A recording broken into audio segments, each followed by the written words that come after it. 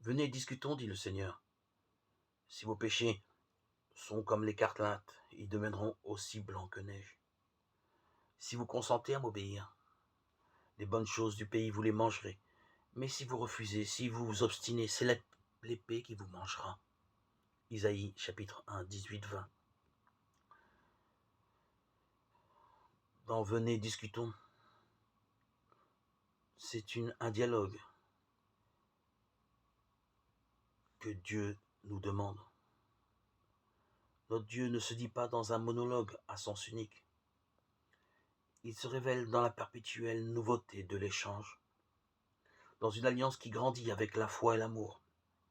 Si vous consentez à m'obéir, entendons à m'écouter. Pas de dialogue sans écoute. Deux monologues ne font pas un dialogue. Nous le savons trop bien. Et que se passe-t-il quand nous écoutons Dieu? Nous nourrissons notre âme. Vous mangerez les bonnes choses du pays. Dans le cas contraire, quand nous n'écoutons que nous-mêmes, nous devenons une proie pour l'adversaire. Dans ce dialogue, Dieu ne souhaite pas avoir raison. Il se réjouit au contraire lorsque sa parole de menace est mise en échec.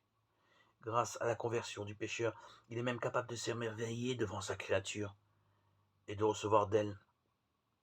Et que reçoit-il?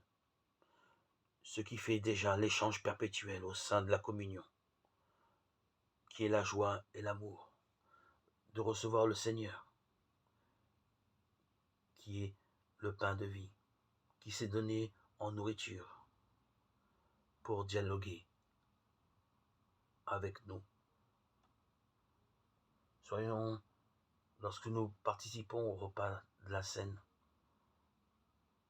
en perpétuel dialogue avec Dieu, dans cette communion qui est l'union entre Dieu et sa créature.